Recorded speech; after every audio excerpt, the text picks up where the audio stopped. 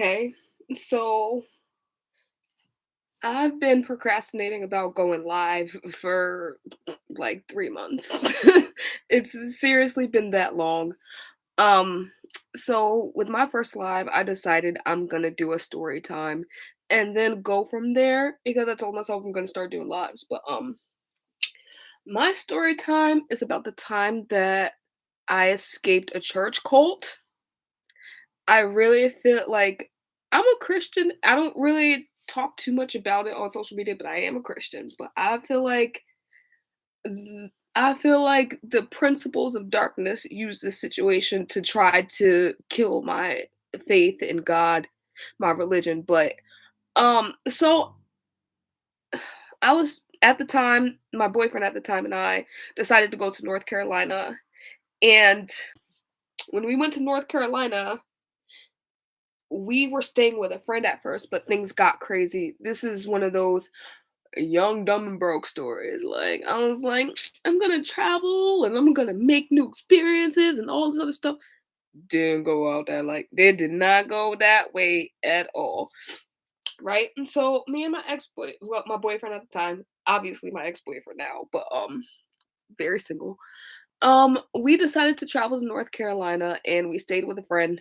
Got crazy. So after we stayed with the friend, we decided to figure out something else to do. And he came across this organization that claims to help people that are transitioning in their life, help them get jobs, help them with food, help them with clothing, all this other stuff. And that's not what happened at all. I mean, it's somewhat what happened, but it kind of not. So this organization claimed to help people and raise money to help people, right?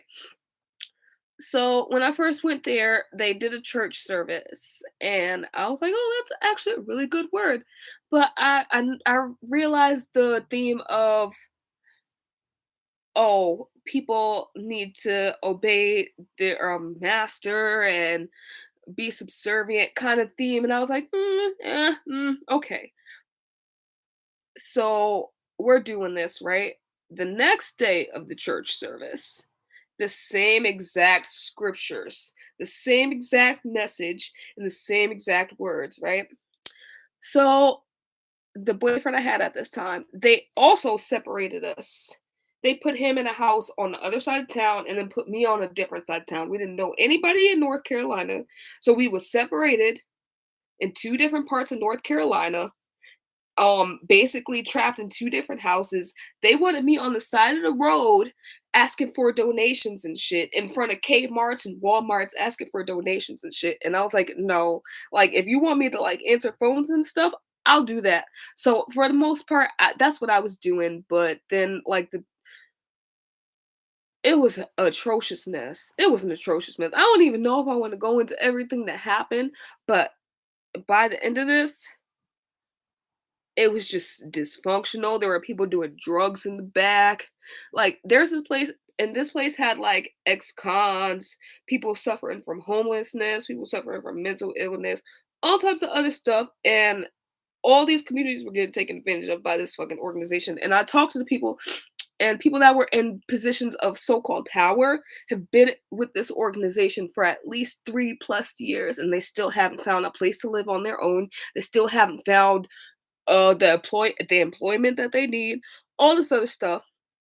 So after they separated us on two different sides of the town and tried to have us asking for donations on the side of the highway, um after all that shit happened, um my ex and I we were like, we gotta come up with a plan to get the fuck out of here, right? And I was like, bet, you right. And I was like, yeah, you know what? Fuck, I'm right. We need to get the fuck out of here before some crazy shit happens. Um, So through that, I almost got snatched up by a motorcycle gang. A fucking tranny saved my life. Fucking just craziness. Um, and I had to leave in the middle of the night with all my shit. He left in the middle of the night. We met in the middle of town. I walked like I don't know how many miles I walked, but it was the middle of the night. I almost got kidnapped. I almost had to step. I'm not even going to go that far. I did what I had to do to make sure I was alive and survived the experience. Um, so we met up in the middle of the night because we had to get the fuck out of that place. Um, and then the director of the program found out she was doing hardcore drugs with the people in the program. So they wasn't smoking no weed. They was doing drugs, like drugs. Shit was crazy. Right? So after all this stuff takes place, I'm bugging out. He's bugging out. Um, we meet up in the middle of in the middle of nowhere and managed to get our looking crazy on public transportation with all of our shit, trying to get to the bus station to get back to New York, right? Which is why I'm like, I'd rather. That's a whole nother topic. I'm not even gonna go into that. But yeah, um, so I really feel like this experience happened to test my faith in God, like to try to snatch my religion away, like to make me doubt. But I'm not real. It didn't. It just strengthened it just strengthened my faith. Like it didn't really stop it. Like so after all that happened and we ended up getting away, obviously we also had some issues in the relationship, so it ended. But that experience was crazy. Like I can't even remember everything that happened. I just knew that it was next to impossible for us to get a job. They were on top of us 24/7. Oh yeah, I had to hide money to put it to the side. He was trying to buy money on food. He wanted me to give him $300 for a phone. I was like, you out your rabbit A word mind if you think I'm about to give you money for a phone and we're in this fucked up ass place where there might not be an escape. Nah, nigga. It's one of them situations was like, yeah, I'm gonna have to hide some money. I'm gonna have to hide some money because this is not gonna end well. Like, and I like to travel a lot. I've traveled a lot, like like when I had a significant other and by myself, and I feel like I had safer travels by myself than I had with a significant other, where we almost got snatched into a church cult. Like, oh man, I'm so grateful that I'm still alive to even tell this story. Like, so much crazy stuff happened, and that was just like the beginning of it. Like this is something that really tested my faith, and I had to go through it because if I didn't, then I don't know where I would be, you know? I really don't know where I would be. But I don't really know what else to add to this live. I just did this first one to get a live out the way. Even if nobody's watching it, I just want to get more comfortable with doing lives. I have performance anxiety even on camera. Like like I mean, I have performance anxiety especially off camera when there's a bunch of people around me, but I also have some kind of performance anxiety on camera.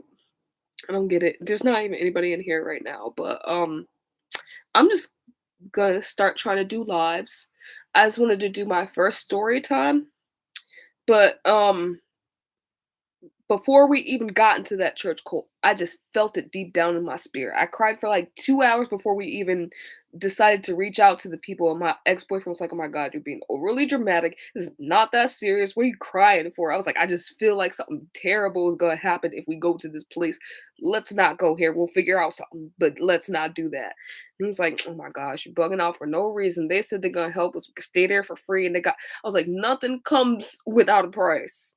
And we definitely paid the fucking price for going to this organization that scams people that have just got out of jail, scams people that come from lower income neighborhoods, scams people that has mental health issues, scam people that have drug addiction issues. Like me and my ex, we are both just from poor. That was our pitfall and our trap. We were from the poor. Like that's and that happened. So, yeah. Um, so like I said, with that being said, I just wanted to do my first live on Instagram. I haven't done any lives. I'm gonna try to do more. I'm gonna get more proactive with doing lives, but yeah, if anybody ever watches this, tell me what you think. And if you've ever had a crazy, crazy story time where it seems like I don't know what's gonna happen,